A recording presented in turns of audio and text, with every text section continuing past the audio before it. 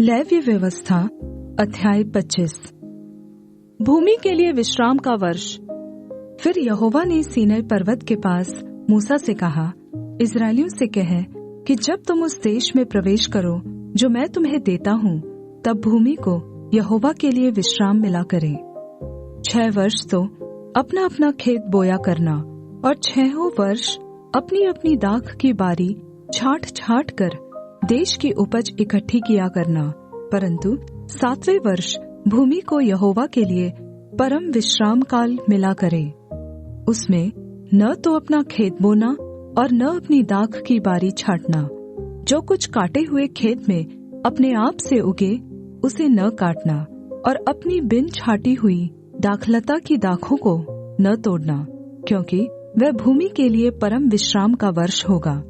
भूमि के विश्राम काल ही की उपज से तुमको और तुम्हारे दास दासी को और तुम्हारे साथ रहने वाले मजदूरों और परदेशियों को भी भोजन मिलेगा, और तुम्हारे पशुओं का और देश में जितने जीव जंतु हो उनका भी भोजन भूमि की सब उपज से होगा। जुबली का वर्ष। 7 विश्राम वर्ष अर्थात 7 गुना 7 वर्ष गिन लेना। 7 विश्राम वर्षों का यह समय 49 वर्ष होगा। तब 7वें महीने के 10वें दिन को अर्थात प्रायश्चित के दिन जय जयकार के महाशब्द का नरसिंगा अपने सारे देश में सब कहीं फुंकवाना, और उस 50वें वर्ष को पवित्र करके मानना, और देश के सारे निवासियों के लिए छुटकारे का प्रचार करना। वह वर्ष तुम्हारे यहाँ जुबली कहलाएगा। उसमें तुम अपनी अपनी निज भूमि और अपने अपने घराने में लौटने पाओगे। तुम्हारे यहाँ वह 50वें वर्ष जुबली का वर्ष कहलाए। उसमें तुम न बोना और जो अपने आप उगे उसे भी न काटना, और न बिन छटी हुई दाखलता की दाखों को तोड़ना, क्योंकि वह तो जुबली का वर्ष होगा। वह तुम्हारे लिए पवित्र होगा। तुम उसकी उपज खेत ही में से लेकर खाना। इस जुबली के वर्ष में तुम अपनी अपनी निज भूमि को लौटने पाओगे।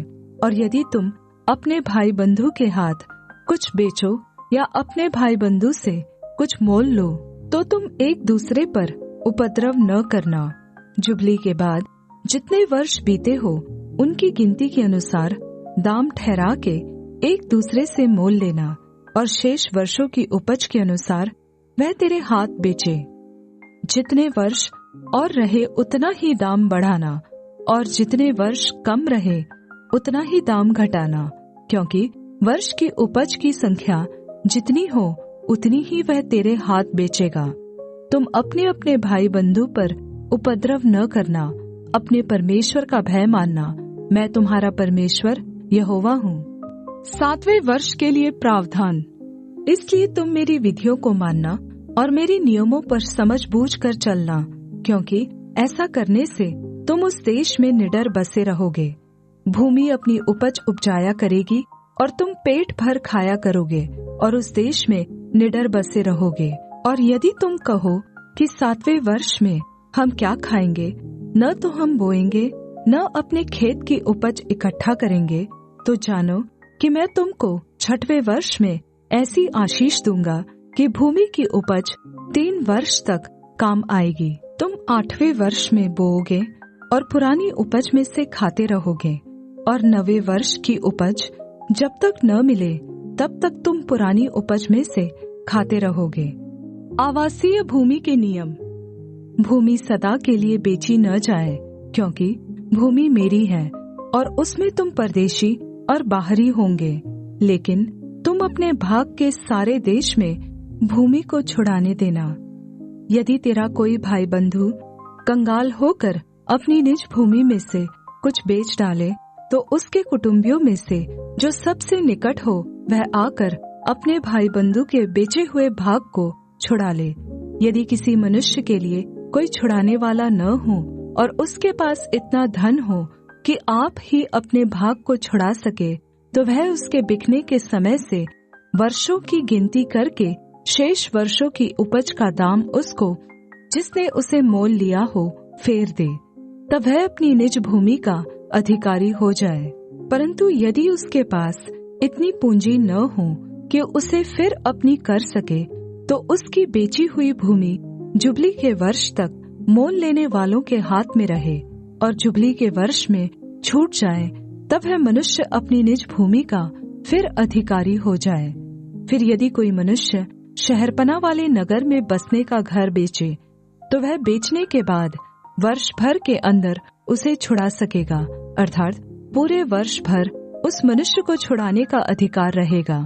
परंतु यदि वह वर्ष भर में न छुड़ाए, तो वह घर जो शहरपना वाले नगर में हो मोल लेने वाले का बना रहे, और पीढ़ी पीढ़ी में उसी के वंश का बना रहे, और जुबली के वर्ष में भी न छूटे। परंतु बिना शहरपना के गाँव के घर तो देश के खेतों के समान गिने जाएं। उनका छुड़ाना भी हो सकेगा, और वे जुबली के वर्ष में छूट जाए। फिर भी लेवियों के निज भाग के नगरों के जो घर हो, उनको लेवी जब चाहे तब छुड़ाए।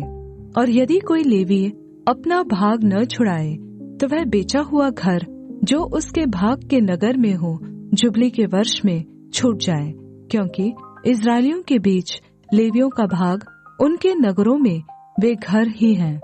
पर उनके नगरों के चारों ओर की चराई की भूमि बेची न जाए, क्योंकि वह उनका सदा का भाग होगा। कंगालों को उधार देना। फिर यदि तेरा कोई भाई बंधु कंगाल हो जाए और उसकी दशा तेरे सामने तरस योग्य हो जाए, तो तू उसको संभालना। वह परदेशी या यात्री के समान तेरे संग रहे। उससे ब्याज या बढ़ती न लेना। अपने परमेश्वर का भय मानना, जिससे तेरा भाई बंधु तेरे संग जीवन निर्वाह कर सके। उसको ब्याज पर रुपया न देना, और न उसको भोजन वस्तु लाभ के लालच से देना। मैं तुम्हारा परमेश्वर यहोवा हूँ। मैं तुम्हें कनान देश देने के लिए और तुम्हारा परमेश्वर ठहरने की मनसा से तुमको मिस्र देश से निकाल लाया हूँ। दासों को छुड़ाने की विधि। फिर यदि तेरा कोई भाई बंधु तेरे सामने कंगाल होकर अपने आप को तेरे हाथ बेच डाले, तो उससे दास के समान सेवा न करवाना। वह तेरे संग मजदूर या यात्री के समान रहे, और जुबली के वर्ष तक तेरे संग रहकर सेवा करता रहे। तब वह बाल बच्चों समेत तेरे पास से निकल जाए और अपने कुटुंब में और अपने पितरों की निज भूमि में लौट जाए, क्योंकि वे मेरे ही दास हैं, जिनको मैं मिस्र देश से निकाल लाया हूँ। इसलिए वे दास की रीति से न बेचे जाए। उस पर कठोरता से अधिकार न करना। अपने परमेश्वर का भय मानते रहना। तेरे जो दास दासियां हो, वे तुम्हारे चारों ओर की जातियों में से हो, और दास और दासियां उन्हीं में से मोल लेना। जो यात्री लोग तुम्हारे बीच में परदेशी होकर रहेंगे, उनमें से और उनके घरानों में से भी जो तुम्हारे आसपास हो और जो तुम्हारे देश में उत्पन्न हुए हो, उनमें से तुम दास और दासी मोल लो, और वे तुम्हारा भाग ठहरे। तुम अपने पुत्रों को भी जो तुम्हारे बाद होंगे उनके अधिकारी कर सकोगे, और वे उनका भाग ठहरे। उनमें से तुम सदा अपने लिए दास लिया करना, परंतु तुम्हारे भाई बंधु जो इस्राएली हो, उन पर अपना अधिकार कठोरता से न जताना। फिर यदि तेरे सामने कोई परदेशी या यात्री धनी हो जाए और उसके सामने तेरा भाई कंगाल होकर अपने आप को तेरे सामने उस परदेशी या यात्री या उसके वंश के हाथ बेच डाले, तो उसके बिक जाने के बाद वह फिर छुड़ाया जा सकता है। उसके भाइयों में से कोई उसको छुड़ा सकता है, या उसका चाचा या चचेरा भाई तथा उसके कुल का कोई भी निकट कुटुंबी उसको छुड़ा सकता है। या यदि वह धनी हो जाए तो वह आप ही अपने को छुड़ा सकता है।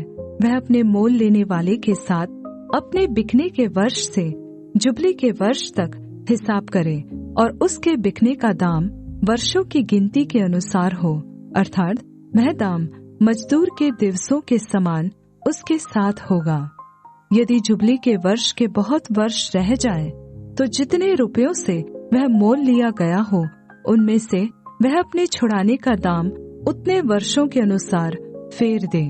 यदि जुबली के वर्ष के थोड़े वर्ष रह गए हो, तो भी वह अपने स्वामी के साथ हिसाब करके अपने छुड़ाने का दाम उतने ही वर्षों के अनुसार फेर दे। वह अपने स्वामी के संग उस मजदूर के समान रहे जिसकी वार्षिक मजदूरी ठहराई जाती हो, और उसका स्वामी उस पर तेरे सामने कठोरता से अधिकार न जताने पाए।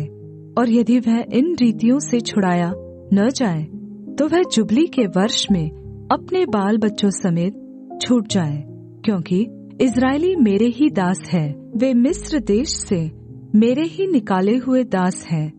मैं तुम्हारा परमेश्वर यहोवा हूँ।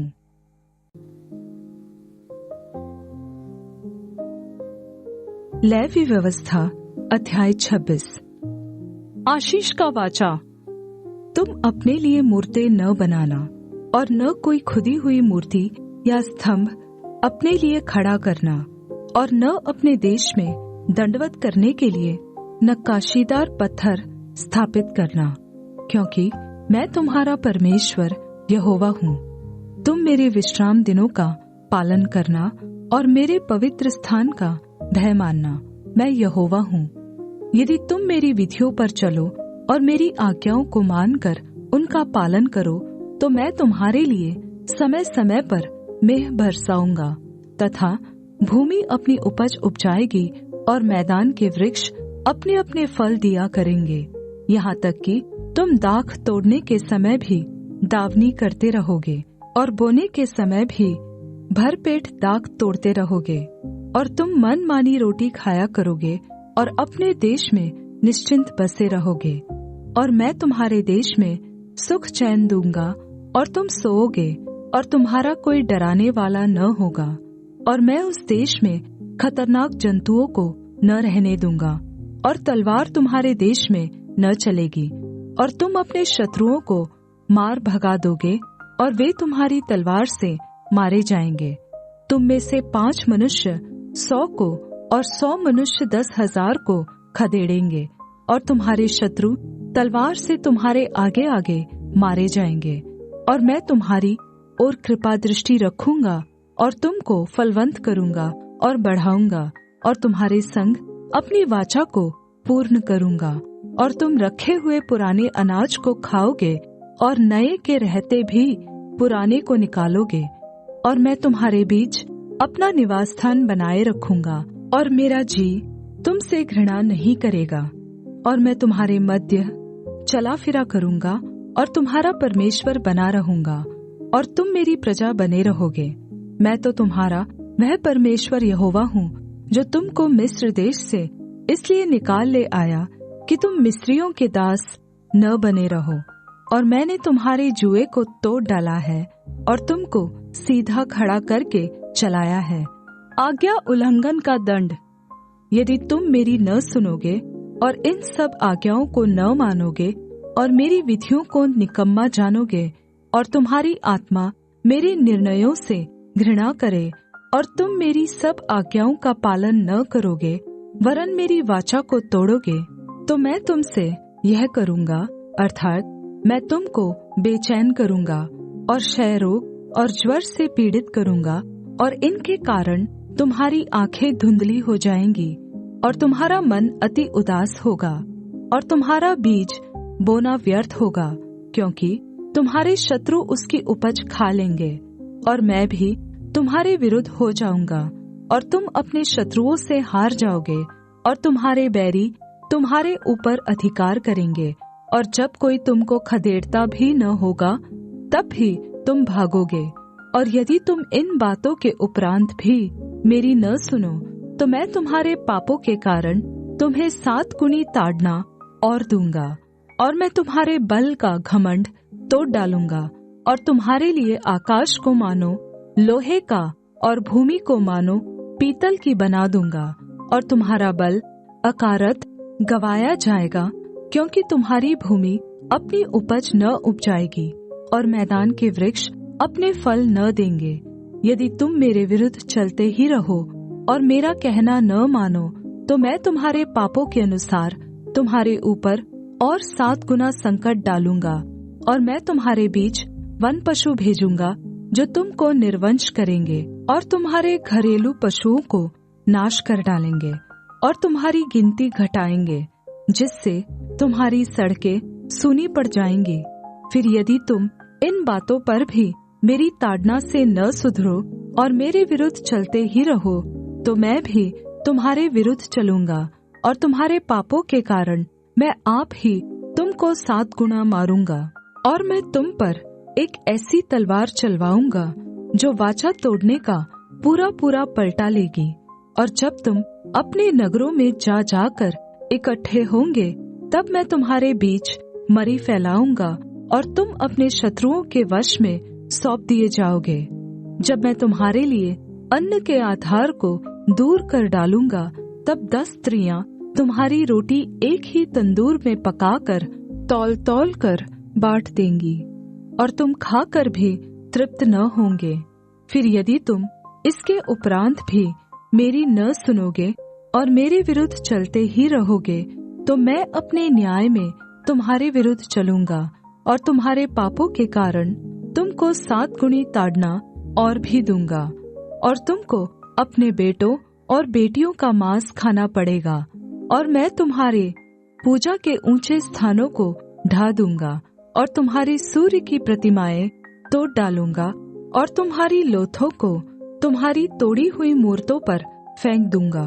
और मेरी आत्मा को तुमसे घृणा हो जाएगी, और मैं तुम्हारे नगरों को उजाड़ दूंगा और तुम्हारे पवित्र स्थानों को उजाड़ दूंगा, और तुम्हारा सुखदायक सुगंध ग्रहण न करूंगा। और मैं तुम्हारे देश को सूना कर दूंगा, और तुम्हारे शत्रु जो उसमें रहते हैं वे इन बातों के कारण चकित होंगे। और मैं तुमको जाति जाति के बीच तितर बितर करूंगा, और तुम्हारे पीछे पीछे तलवार खींचे रहूंगा, और तुम्हारा देश सूना हो जाएगा और तुम्हारे नगर उजाड़ हो जाएंगे। तब जितने दिन वह देश सूना पड़ा रहेगा और तुम अपने शत्रुओं के देश में रहोगे, उतने दिन वह अपने विश्राम कालों को मानता रहेगा। तब ही वह देश विश्राम पाएगा, अर्थात अपने विश्राम कालों को मानता रहेगा। जितने दिन वह सूना पड़ा रहेगा, उतने दिन उसको विश्राम रहेगा, अर्थात जो विश्राम उसको तुम्हारे वहां बसे रहने के समय तुम्हारे विश्राम कालों में न मिला होगा, वह उसको तब मिलेगा। और तुम में से जो बचा रहेंगे और अपने शत्रुओं के देश में होंगे, उनके हृदय में मैं कायरता उपजाऊंगा, और वे पत्ते के खदेड़ने से भी भाग जाएंगे। और वे ऐसे भागेंगे जैसे कोई तलवार से भागे, और किसी के बिना पीछा किए भी वे गिर पड़ेंगे। जब कोई पीछा करने वाला न हो, तब भी मानो तलवार के भय से वे एक दूसरे से ठोकर खाकर गिरते जाएंगे, और तुमको अपने शत्रुओं के सामने ठहरने की कुछ शक्ति न होगी। तब तुम जाति जाति के बीच पहुंचकर नाश हो जाओगे, और तुम्हारे शत्रुओं की भूमि तुमको खा जाएगी। और तुम में से जो बचे रहेंगे, वे अपने शत्रुओं के देशों में अपने अधर्म के कारण गल जाएंगे, और अपने पुरखाओं के अधर्म के कामों के कारण भी वे उन्हीं के समान गल जाएंगे।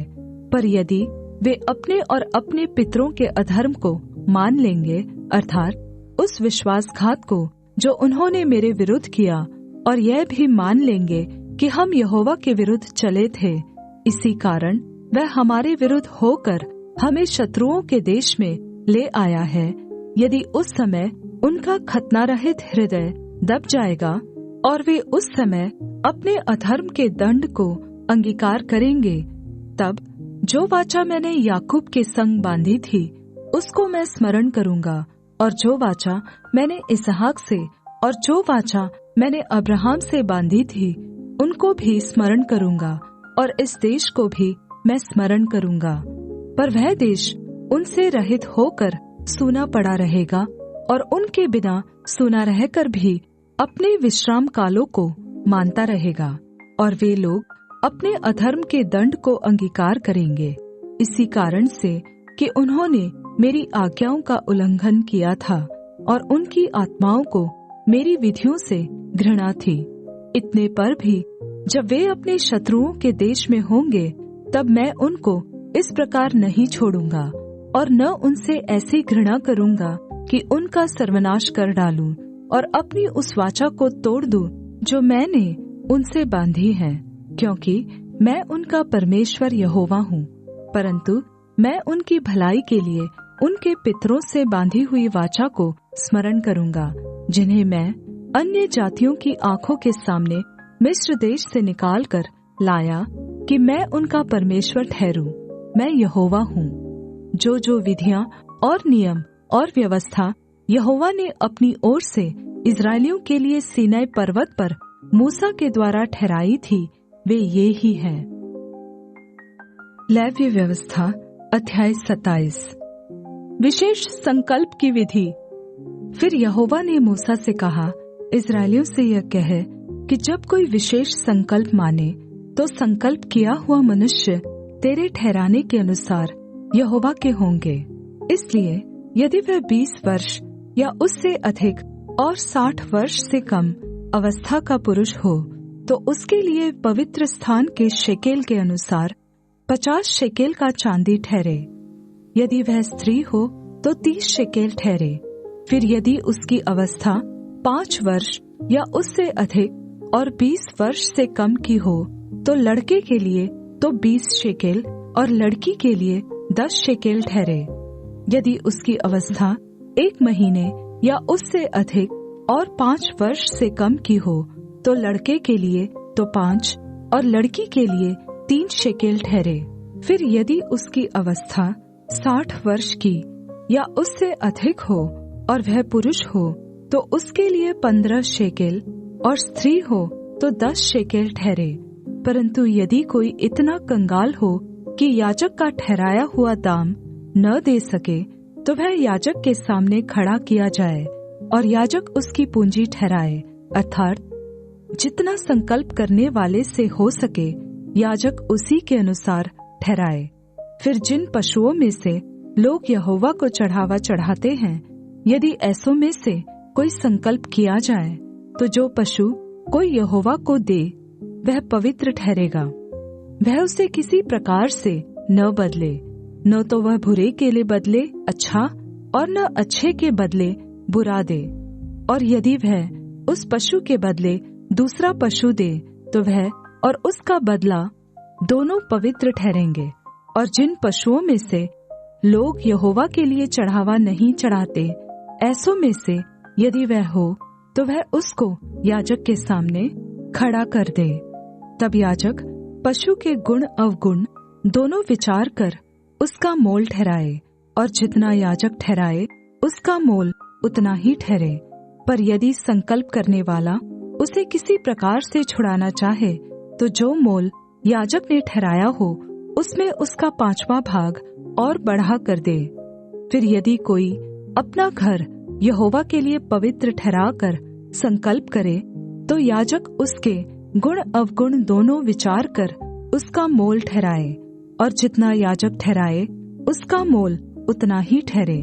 और यदि घर का पवित्र करने वाला उसे छुड़ाना चाहे, तो जितना रुपया याजक ने उसका मोल ठहराया हो उसमें वह 5वां भाग और बढ़ा कर दे, तब वह घर उसी का रहेगा। फिर यदि कोई अपनी निज भूमि का कोई भाग यहोवा के लिए पवित्र ठहराना चाहे, तो उसका मोल इसके अनुसार ठहरे कि उसमें कितना बीज पड़ेगा। जितना भूमि में होमेर भर जौ पड़े, उतनी का मोल 50 शेकेल ठहरे। यदि वह अपना खेत जुबली के वर्ष ही में पवित्र ठहराए, तो उसका दाम तेरे ठहराने के अनुसार ठहरे। और यदि वह अपना खेत जुबली के वर्ष के बाद पवित्र ठहराए, तो जितने वर्ष दूसरे जुबली के वर्ष के बाकी रहे, उन्हीं के अनुसार याजक उसके लिए रुपए का हिसाब करे। तब जितना हिसाब में आए उतना याजक के ठहराने से कम हो। और यदि खेत को पवित्र ठहराने वाला उसे छुड़ाना चाहे, तो जो दाम याजक ने ठहराया हो उसमें वह 5वां भाग और बढ़ा कर दे, तब खेत उसी का रहेगा। और यदि वह खेत को छुड़ाना न चाहे या उसने उसको दूसरे के हाथ बेचा हो, तो खेत आगे को कभी न छुड़ाया जाए। परंतु जब वह खेत जुबली के वर्ष में छूटे, तब पूरी रीति से अर्पण किए हुए खेत के समान यहोवा के लिए पवित्र ठहरे, अर्थात वह याजक ही की निज भूमि हो जाए। फिर यदि कोई अपना मोल लिया हुआ खेत जो उसकी निज भूमि के खेतों में का न हो यहोवा के लिए पवित्र ठहराए, तो याजक जुबली के वर्ष तक का हिसाब करके उस मनुष्य के लिए जितना ठहराए उतना ही वह यहोवा के लिए पवित्र जानकर उसी दिन दे दे। जुबली के वर्ष में वह खेत उसी के अधिकार में जिससे वह मोल लिया गया हो फिर आ जाए, अर्थात जिसकी वह निज भूमि हो उसी की फिर हो जाए। जिस जिस वस्तु का मोल याजक ठहराए उसका मोल पवित्र स्थान ही के शेकेल के हिसाब से ठहरे। शेकेल 20 गेरा का ठहरे, परंतु घरेलू पशुओं का पहलौटा जो पहलौटा होने के कारण यहोवा का ठहरा है उसको कोई पवित्र न ठहराए, चाहे वह बछड़ा हो चाहे भेड़ या बकरी का बच्चा, वह यहोवा ही का है। परंतु यदि वह अशुद्ध पशु का हो तो उसका पवित्र ठहराने वाला उसको याजक के ठहराए हुए मोल के अनुसार उसका 5वां भाग और बढ़ाकर छुड़ा सकता है। और यदि वह न छुड़ाया जाए तो याजक के ठहराए हुए मोल पर बेच दिया जाए। परंतु अपनी सारी वस्तुओं में से जो कुछ कोई यहोवा के लिए अर्पण करे, चाहे मनुष्य हो चाहे पशु, चाहे उसकी निज भूमि का खेत हो, ऐसी कोई अर्पण की हुई वस्तु न तो बेची जाए और न छुड़ाई जाए। जो कुछ अर्पण किया जाए वह यहोवा के लिए परम पवित्र ठहरे। मनुष्यों में से जो कोई मृत्यु दंड के लिए अर्पण किया जाए वह छुड़ाया न जाए, निश्चय वह मार डाला जाए। फिर भूमि की उपज का सारा दशमांश, चाहे वह भूमि का बीज हो चाहे वृक्ष का फल, वह यहोवा ही का है, वह यहोवा के लिए पवित्र ठहरे। यदि कोई अपने दशमांश में से कुछ छुड़ाना चाहे तो 5वां भाग बढ़ाकर उसको छुड़ाए। और गाय बैल और भेड़ बकरियां, अर्थात जो जो पशु गिनने के लिए लाठी के तले निकल जाने वाले हैं, उनका दशमांश अर्थात 10-10 पीछे एक एक पशु यहोवा के लिए पवित्र ठहरे। कोई उसके गुण अवगुण न विचारे और न उसको बदले, और यदि कोई उसको बदल भी ले तो वह और उसका बदला दोनों पवित्र ठहरे और वह कभी छुड़ाया न जाए। जो आज्ञाएं यहोवा ने इस्राएलियों के लिए सीनै पर्वत पर मूसा को दी थी वे ये ही हैं। मरकुस अध्याय 11। जब वे यरूशलेम के निकट जैतून पहाड़ पर बैतफगे और बैतनिय्याह के पास आए तो उसने अपने चेलों में से 2 को यह कहकर भेजा, सामने के गांव में जाओ और उसमें पहुंचते ही एक गदही का बच्चा जिस पर कभी कोई नहीं चढ़ा बंधा हुआ तुम्हें मिलेगा, उसे खोल लाओ। यदि तुमसे कोई पूछे यह क्यों करते हो तो कहना, प्रभु को इसका प्रयोजन है और वह शीघ्र उसे यहाँ भेज देगा। उन्होंने जाकर उस बच्चे को बाहर द्वार के पास चौक में बंधा हुआ पाया और खोलने लगे। उनमें से जो वहाँ खड़े थे कोई कोई कहने लगे, यह क्या करते हो? गदही के बच्चे को क्यों खोलते हो? चेलों ने जैसा यीशु ने कहा था वैसा ही उनसे कह दिया। तब उन्होंने उन्हें जाने दिया और उन्होंने बच्चे को यीशु के पास लाकर उस पर अपने कपड़े डाले और वह उस पर बैठ गया। और बहुतों ने अपने कपड़े मार्ग में बिछाए और औरों ने खेतों में से डालियां काट काट कर फैला दी। और जो उसके आगे आगे जाते और पीछे पीछे चले आते थे पुकार पुकार कर कहते जाते थे, होशाना, धन्य है वह जो प्रभु के नाम से आता है। हमारे पिता दाऊद का राज्य जो आ रहा है, धन्य है, आकाश में होशाना। और वह यरूशलेम पहुंचकर मंदिर में आया और चारों ओर सब वस्तुओं को देखकर 12 के साथ